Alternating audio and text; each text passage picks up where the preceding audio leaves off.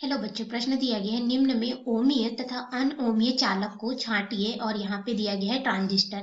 तो हम लोग इस प्रश्न का उत्तर देंगे, लेकिन उससे पहले हम लोग यहाँ पे मुख्य अवधारणा देखेंगे, जिसके आधार पे प्रश्न को उत्तर हम लोग यहाँ पे देंगे। तो मुख्य अवधारणा के अंतर्गत हम लोग यहाँ पे ओम के नियम का अध्ययन करेंगे। ठीक है, ओम के नियम का अध्ययन हमें यह ज्ञात करने में आसानी होगी कि ओमी चालक क्या होता है और अनओमी चालक क्या होता है। तो ओम के नियम को देखने के लिए हम लोग यहाँ पे इस चित्र में आते हैं। तो देखिए, इस चित्र में हमने यहाँ पे एक अनुप्रस्थ काट क्षेत्रफल ए अनुप्रस्थ काट क्षेत्रफल का एक चालक लिया है और इसकी लंबाई हम लोग एल मान लेते हैं। ठीक है, इस तरह से एल लंबाई का यह चालक तार है हमारे पास। तो यहाँ पे क्या हो जाएगा, यदि किसी चालक की भौतिक अवस्था कहने का मतलब इसकी जो हमारे पास यहाँ पे लंबाई एल हो गई, या फिर अनुप्रस्थ काट का क्षेत्रफल हो गया, या फिर इसका जो ताप हो गया टी, इसमें कोई भी परिवर्तन ना हो। भौतिक अवस्था कहने का मतलब लंबाई, ताप आदि में परिवर्तन ना हो, तो उसमें जो प्रवाहित होने वाली विद्युत धारा होती है, क्योंकि हम लोग इसके सिरे पर अगर विभवांतर लगा दें, यहाँ पे धन और यहाँ पे ऋण, तो यहाँ पे क्या हो जाएगा कि एक विद्युत धारा आ जाएगी इस चालक में, जिसे आई के रूप में दर्शाएंगे।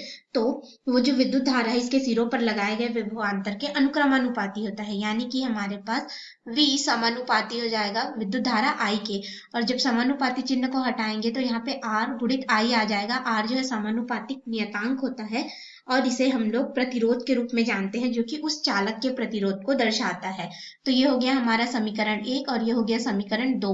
तो हमने ओम के नियम में क्या देखा कि यदि किसी चालक की भौतिक अवस्था, जिसकी लंबाई हो गया, ताप हो गया, इसमें परिवर्तन ना करे, तो उसमें जो प्रवाहित होने वाली विद्युत धारा होगी आई, उसके सिरों पर लगाए गए विभवांतर V के क्या हो जाता है, समानुपाती होता है या फिर अनुक्रमानुपाती होता है, जिसको हमने यहाँ पे सूत्र के रूप में देखा और उसको आगे हल भी किया।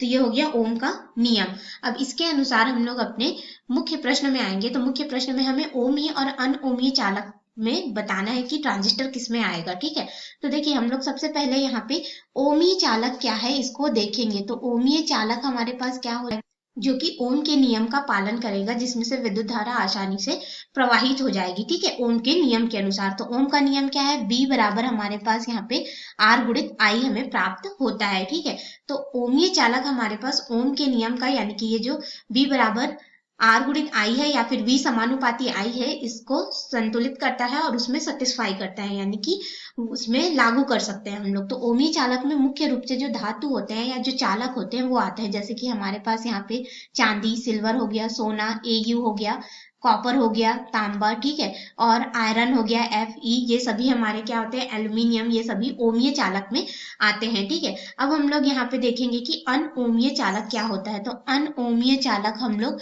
उन पदार्थों या फिर चालक को कहेंगे जो कि ओम के नियम का पालन यहाँ पे नहीं करेगा। ठीक है, तो ओम के नियम का पालन नहीं करेगा कहने का मतलब V बराबर R गुणित I होता है, तो अब यह बराबर नहीं होगा। ठीक है, इसमें संतुलन नहीं होगा, तो ये इस नियम का पालन नहीं करेगा, या फिर V समानुपाती I नहीं होगा, वो क्या हो जाएगा, अनओमीय चालक हो जाएगा। तो अनओमीय जो चालक होते हैं, इसमें हमारे पास अर्धचालक तत्व जो होते हैं, जैसे कि हमारे पास हो गया सिलिकॉन हो गया, जर्मेनियम हो गया, डायोड हो गया। डायोड क्या होता है कि अर्धचालक पदार्थों से बने होते हैं। ठीक है, और हमारे पास यहाँ पे ट्रांजिस्टर हो गया। ट्रांजिस्टर जो है वह डायोड से मिलकर के बना होता है, यानी कि वो भी हमारे पास क्या होता है कि डायोड की तरह ही होता है, परंतु उसमें हम लोग सेमीकंडक्टर मटेरियल जो होता है, जैसे कि सिलिकॉन, जर्मेनियम, इसमें 3 लेयर कर देते हैं। ठीक है, तो हमारे पास यहाँ पर जो है वो अनओमीय चालक में हमें प्राप्त होगा। और हमसे प्रश्न में पूछा गया था कि ट्रांजिस्टर जो है ओमी चालक है कि अनओमी चालक है, तो हमारे पास यहाँ पे ये जो ट्रांजिस्टर है वो किस में आ रहा है, अनओमीय चालक में आ रहा है। तो ये रहा हमारे प्रश्न का उत्तर। आशा है आपको यह उत्तर समझ में आया होगा। धन्यवाद।